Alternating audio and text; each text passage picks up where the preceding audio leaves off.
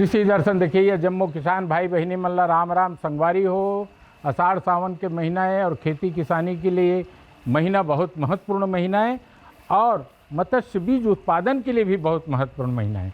संगवारी हो, आज के चर्चा के विषय है सर्कुलर हेचरी द्वारा मत्स्य बीज के उत्पादन और सावधानी।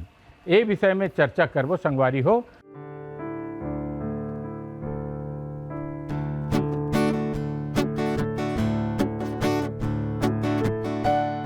छत्तीसगढ़ के ग्रामीण अंचलों में प्रातः की ताजगी के साथ यात्रा शुरू होती है।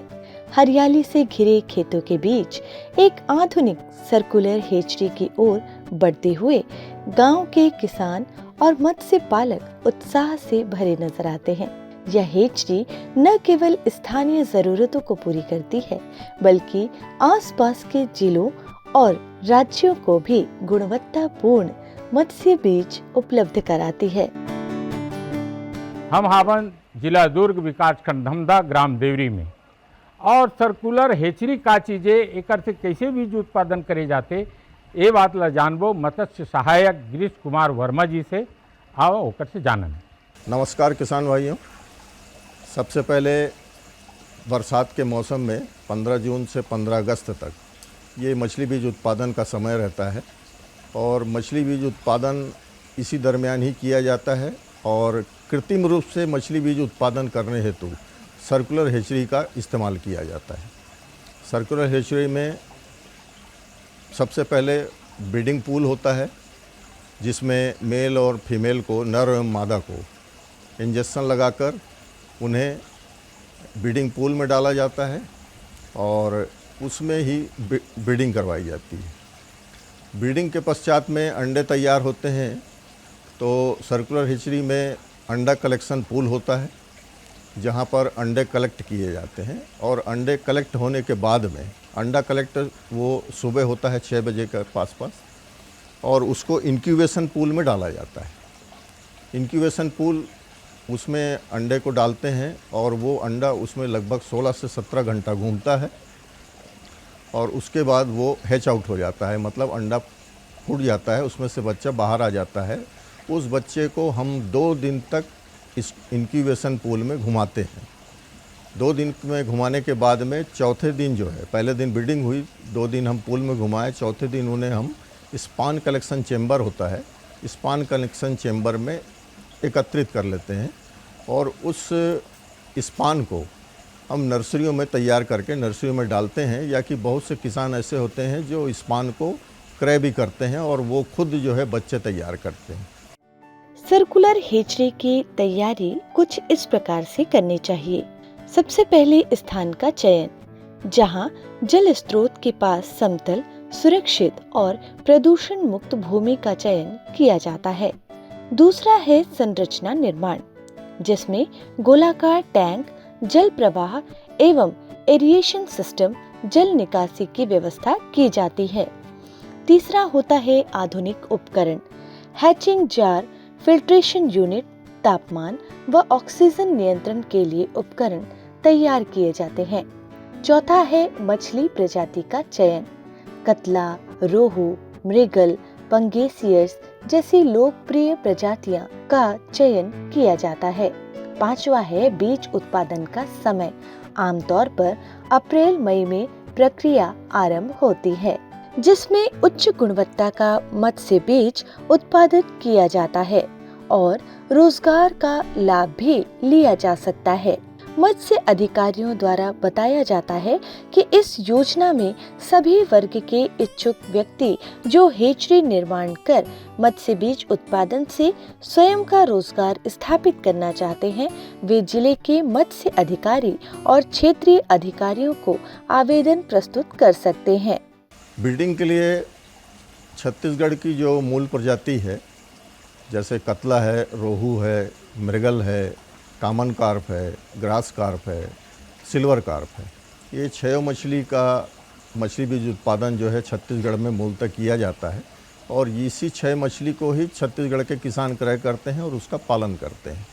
तो सबसे पहले हम प्रजनक तैयार करते हैं। प्रजनक तैयार करने के लिए हम ब्रीडिंग से 3-4 महीना पहले ही प्रजनक को तैयार करते हैं उन्हें उत्तम क्वालिटी का खाना देते हैं और टाइम टू टाइम उनका खाने का ध्यान रखा जाता है, जिससे वो ज़्यादा मैच्योर बनते हैं। और एक परिपक्व ब्रूडर को पहचानने के लिए जब ब्रीडिंग शुरू की जाती है तो एक परिपक्व ब्रूडर को पहचानने के लिए मादा मछली को पेट को देखा जाता है, उसमें काफ़ी उस टाइम उभार आ जाता है अंडों के वजह से, तो वो पता चल जाता है कि इस मादा मछली में अंडे हैं। और नर मछली को उल्टा करके उसे हल्का सा प्रेस किया जाता है, तो उसके एनस से जो है वो मिल्ट निकलता है, तो उससे ये पता चलता है कि ये मछली पूर्ण रूप से परिपक्व हो चुकी है। ऐसी मछलियों का प्रजनक के रूप में इस्तेमाल किया जाता है और ब्रीडिंग करवाई जाती है। सर्कुलर हेचरी में उच्च गुणवत्ता का मत्स्य बीज उत्पादन किया जाता है, जिसमें गोल टैंक में पानी लगातार घूमता रहता है और मछलियों के प्रजनन एवं अंडों के हैचिंग के लिए उपयुक्त वातावरण तैयार किया जाता है। इसमें आम तौर पर 3 मुख्य भाग होते हैं, जिसमें पहला ब्रीडिंग टैंक होता है, जहां प्रजनक मछलियों को रखा जाता है। दूसरा होता है इंक्यूबेशन यूनिट, जहां निषेचित अंडों का विकास होता है। तीसरा होता है नर्सरी यूनिट, जहां हैचिंग के बाद छोटे बच्चों को कुछ समय तक पाला जाता है। सबसे पहले अपन प्रजनक टैंक से ब्रूडर निकालते हैं और उन्हें देख करके उसका चयन करते हैं और उनकी जोड़ी बनाते हैं। जैसे मान लीजिए 10 जोड़ी हम रोहू लिए तो 10 जोड़ी नर लिए तो 10 जोड़ी अपन मादा लेंगे, और कतला अपन 5 जोड़ी लिए हैं तो नर भी 5 और मादा भी 5 रहेगा। उसी तरीके से मृगल रहेगा। और इनको जोड़ी बना करके सबसे पहले इनको ब्रीडिंग पूल में इंजेक्शन लगा करके डाला जाता है। इंजेक्शन ओवाप्रीम इंजेक्शन होता है या ओवाटाइड होता है, मार्केट में उपलब्ध है, उन्हें लगाया जाता है। तो इंजेक्शन लगाने के 4 घंटे के बाद मछली एक्साइटमेंट या उत्तेजित अवस्था में आती है, तो ब्रीडिंग पूल में सिस्टम बना होता है, उसमें पानी को चालू कर दिया जाता है। तो पानी उस ब्रीडिंग पूल में रोटेट होता है तो मछली को लगता है। इसमें मैं एक चीज़ और बता दूं कि मछली का एक मूल नेचर होता है कि वो हमेशा धारा के विपरीत दिशा में चलते हुए ब्रीडिंग करती है, और धारा के विपरीत वो चलते जाती है। जहाँ उसको नदी में स्थिर पानी मिलता है उस जगह पे वो ब्रीडिंग करती है, तो ब्रीडिंग चलते रहती है। ये सब प्रक्रिया हम शाम को 6 बजे शुरू करते हैं और 10 बजे फ्लो देते हैं और 12 बजे फ्लो को बंद कर देते हैं, और 12 से लेकर सुबह 5 बजे तक ब्रीडिंग चलती है, और अंडे जो है सुबह हम 6 बजे उसको कलेक्ट कर लेते हैं। आसपास के वातावरण को स्वच्छ और प्रदूषण मुक्त रखने पर ध्यान दिया जाना चाहिए। छत्तीसगढ़ में सर्कुलर हेचरी के माध्यम से मत्स्य बीज उत्पादन की तैयारी में सही सावधानियों का पालन करना आवश्यक है। यह न केवल उत्पादन को बढ़ावा देता है, बल्कि मछली पालन को स्थायी और लाभकारी बनाता है। अंडे कलेक्ट करने के बाद में उसको हम इंक्यूबेशन पूल को पहले से रेडी रखते हैं। उसमें पानी रोटेट होता है, उसमें हम एग्स को संचयन कर देते हैं। एग्स भी एक लिमिट मात्रा में ही इंक्यूबेशन में संचय कर सकते हैं, ज़्यादा या कम नहीं होना चाहिए। पानी भी बराबर घूमना चाहिए। पानी अगर घूमने में या कम घूम रहा है या ज़्यादा घूम रहा है तो उससे मछली अंडा ख़राब हो सकता है, इसलिए उसका विशेष ध्यान रखना है। पानी रोटेशन का, पानी को जो घुमा रहे हैं उसका विशेष ध्यान रखना है। इस तरीके से वो अंडा इंक्यूबेशन में डालने के बाद 17 से 18 घंटे में अंडा फूट जाता है, उससे बच्चा बाहर आ जाता है। उस बच्चे को हम 2 दिन तक उसको उसमें घुमाते हैं, और उसको चौथे रोज़ जो है हम उसको स्पान कलेक्शन पूल होता है हेचरी में, उसमें इकट्ठा कर लेते हैं, और वहीं से ही वो इन तैयार नर्सरियों में जाता है, या कि किसान खुद खरीद के ले जाते हैं और अपने जो भी जगह वो तैयार किए हैं वहाँ उसका संचयन करते हैं। संगवारी हो, अभी आप मन जाने कि अंडा ला कैसे ढंग के सर्कुलर टैंक में घुमाए जाते और एक पानी गिरत है इसे वातावरण में रखे जाते। ओकर बाद ओला जब जीरा से नर्सरी में ले जाके डाले जाते, और नर्सरी में फिर ओला खाद कैसे ढंग के दे जाते, एला सब आप विस्तार से जाने। लेकिन अब देखन एक ठन संदेश।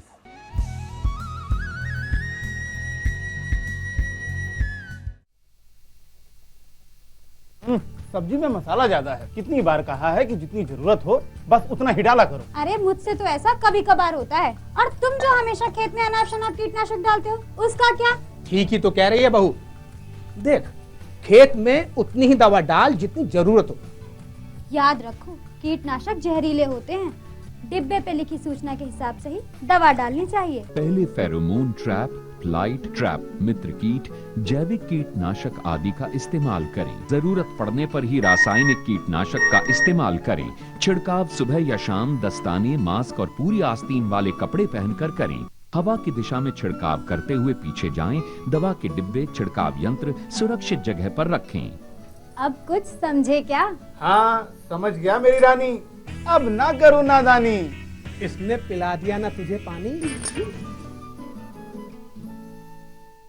जी जी जी, किससे बात कर रहे थे इतना हंस हंस कर? किसान कॉल सेंटर में विशेषज्ञ से खेती के बारे में सलाह ले रहा था। सुबह भी रात को भी? किसान कॉल सेंटर सुबह 6 बजे से रात को 10 बजे तक खुलता है। रविवार को भी? साल के 365 दिन खुलता है। पर तुम ये सब क्यों पूछ रही हो? मैं तो कुछ और ही समझी थी। कृषि संबंधी समस्याओं का अपनी भाषा में तुरंत समाधान पाने के लिए पूरे भारत में किसी भी फोन से राष्ट्रीय हेल्पलाइन नंबर 1800-180-1551 पर संपर्क करें।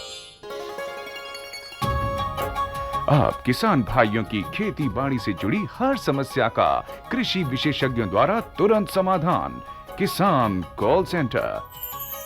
आप भारत के किसी भी प्रदेश में रहते हो, कोई भी भाषा बोलते हो, आपकी समस्या चाहे फसल की बीमारी की हो, खाद की, पशुपालन की या कृषि से जुड़ी नई तकनीक की, अपनी समस्या का अपनी ही भाषा में समाधान पाने के लिए आप देश के किसी भी कोने से डायल करें 1551। विशेषज्ञ द्वारा आपको दी जाने वाली ये सलाह बिल्कुल निशुल्क है। ये सुविधा प्रातः 6 बजे से रात्रि 10 बजे तक निशुल्क उपलब्ध है।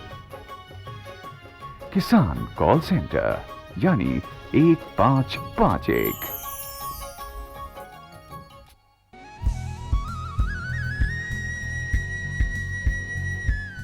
संगवारी हो, गिरीश वर्मा जी से अभी आप मन सर्कुलर हेचरी के बारे में जाने। अब बात आते ब्रूडर के। तो स्वस्थ ब्रूडर कैसे ढंग के चयन करना चाहिए, कौन कौन मछली के बीज उत्पादन के लिए चयन करना चाहिए, ये ब्रूडर के बारे में आओ विस्तार से जानकारी लें। छत्तीसगढ़ राज्य आज देश में मत्स्य बीज उत्पादन के लिए प्रसिद्ध हो चुका है। यहाँ सर्कुलर हेचरी की स्थापना के कारण न केवल राज्य की आवश्यकता पूरी हो रही है, बल्कि अन्य राज्यों को भी उच्च गुणवत्ता वाले मत्स्य बीज भेजे जा रहे हैं, जिससे रोजगार और आय के नए अवसर बन रहे हैं। सर्कुलर हेचरी से सबसे पहले जो बीज प्राप्त होता है उसे हम स्पान कहते हैं, जिन्हें लोकल भाषा में जीरा भी कहा जाता है। उस जीरे को अपन नर्सरियों में तैयारी करके, नर्सरियों को पहले से तैयार किया जाता है। तो तैयारी में सबसे पहले कम से कम जिस दिन अपने को स्पान या जीरा संचयन करना है, उसके 1 हफ्ता पहले उसमें महुआ खली का इस्तेमाल किया जाता है।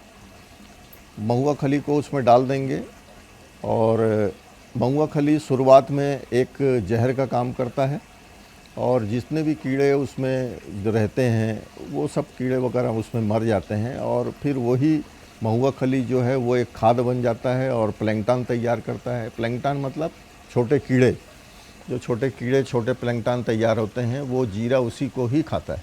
हफ्ता से 11 दिन के अंदर में बीज तैयार होता है लगभग 25 mm का।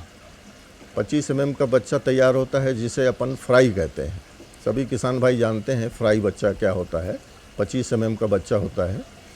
25 mm का जैसी बच्चा होता है वो बिक्री लायक हो जाता है और उसे किसान, हमारे किसान जो हैं अपने ग्राम पंचायत को तालाब जिनको वो पट्टे पे लिए हैं उसमें ले जाके संचयन करते हैं, या कि वो खुद कहीं डबरी देखते हैं या नर्सरी बनाते हैं उसमें संचयन करते हैं और फिर फिंगरलिंग बना करके ही उसको तालाबों में संचयन करना चाहिए। छोटे बच्चे कभी भी तालाब में संचयन नहीं करना चाहिए। छोटे बच्चे तालाब में संचयन करेंगे तो दूसरी कई मछलियां हैं मांसाहारी जो उसको खा सकती हैं।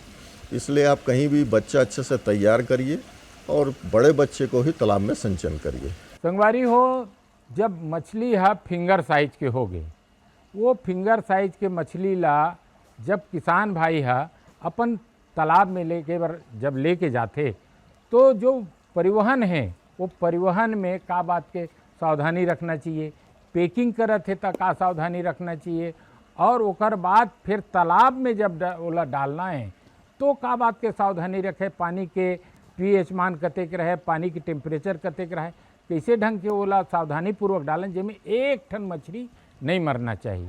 तो आवा ये बात ला हम वर्मा जी से विस्तार से जानकारी लेबो। किसान भाई जब यहाँ मछली बीज लेने के लिए आते हैं तो उन्हें जीरा बच्चा या फ्राई या फिंगरलिंग उन्हें ऑक्सीजन पैकिंग करके प्रच्छेद से ही दिया जाता है, और वो उस बीज को ले जाते टाइम में अपने गाड़ी में जब रख के ले जाते हैं तो गाड़ी को धीरे से चलाएं, ब्रेकर वगैरह रोड में आता है उसमें ज़्यादा गाड़ी को उछालें ना, और बिल्कुल सीधे यहाँ से निकलें तो अपने तालाब तक ही जाएं।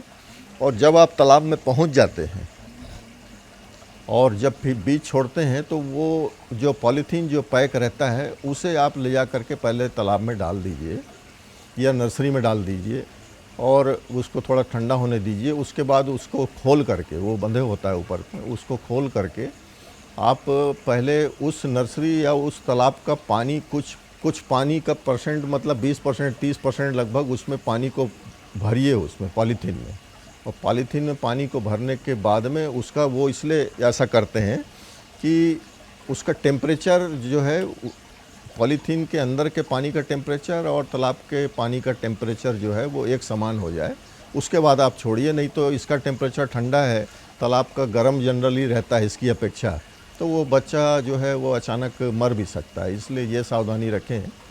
और जो किसान ओपन में मछली बीज परिवहन करते हैं, बहुत से किसान हैं जो फिंगरलिंग ओपन में ले जाना पसंद करते हैं, तो वो किसान ये ध्यान रखें कि गाड़ी में जब आप पानी भर लेते हैं और बच्चा जब यहाँ से तौल करके या गिन करके डल जाता है तो उसको ले जाते टाइम में आपको पानी के बीच में खड़े रहना होगा 2 आदमी को, और लगातार उसमें पानी को मारना पड़ेगा। वो इसलिए क्योंकि लगातार पानी मारने से उसमें ऑक्सीजन घुलते रहेगी, तो ऑक्सीजन घुलते रहेगी तो बच्चा जाते रहेगा। क्योंकि आप एक गाड़ी में 50 किलो 1 कुंटल 1.5 कुंटल बच्चा परिवहन करेंगे एक गाड़ी में, तो उसमें निश्चित रूप से ऑक्सीजन की मात्रा कम होगी, तो ऑक्सीजन की मात्रा कम होने से बच्चा मर सकता है या कमज़ोर पड़ सकता है।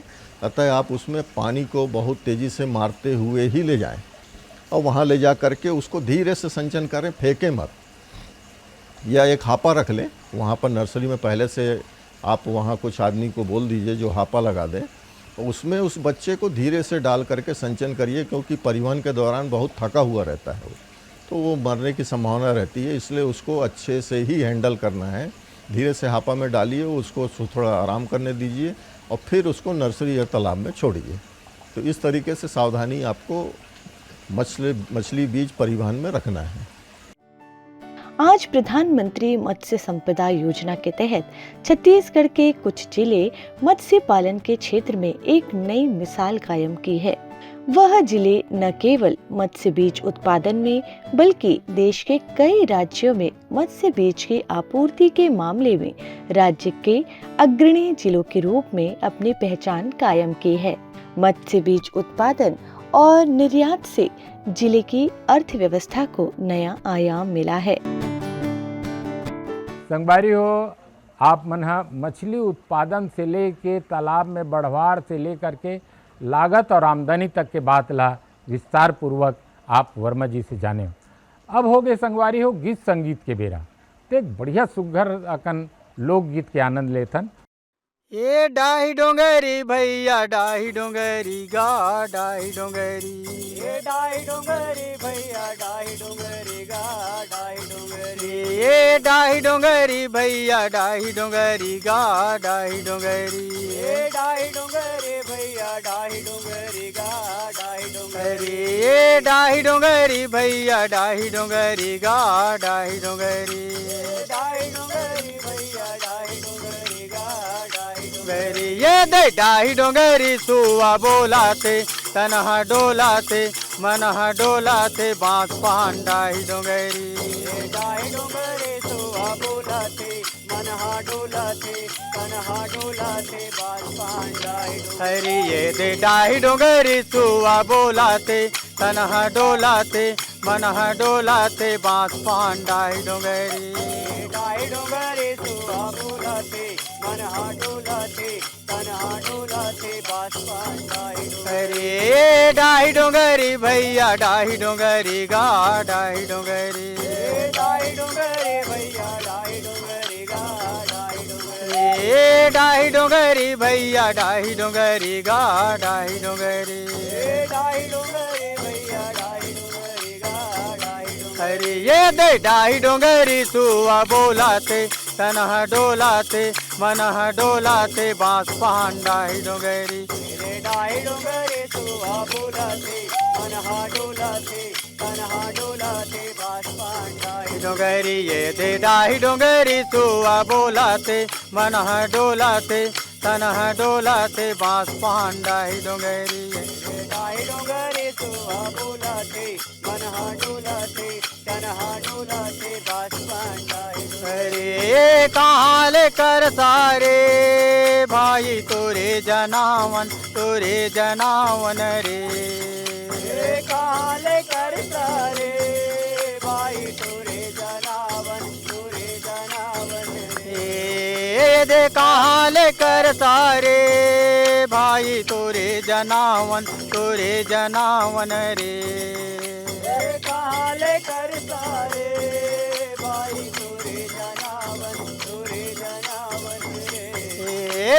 तोरे जनावन रे भाई तोरे जनावन रे भाई तोरे जनावन रे भाई तोरे जनावन रे भाई तोरे जनावन रे भाई तोरे जनावन रे भाई तोरे जनावन रे भाई तोरे जनावन रे भाई तोरे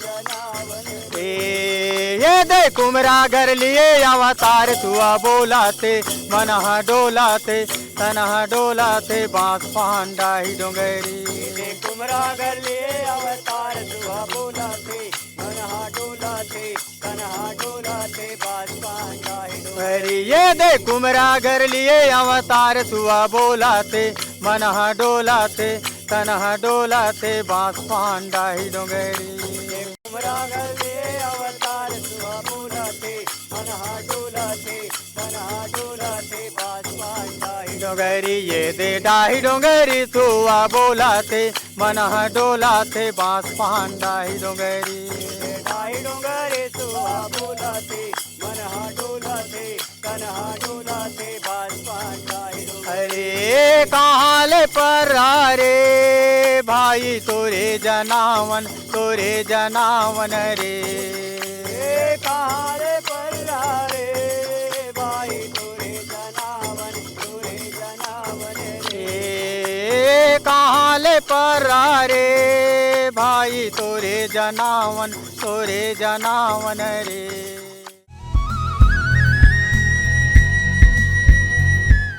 संगवारी हो जाए के बेरा होगी, लेकिन जाए के पहले ही हम आप मतलब बता दें अवैया बेरा में फिर एक नया विषय की जानकारी लेकर के हम आप मन तक आवो। तब तक दो विदा हमला राम राम।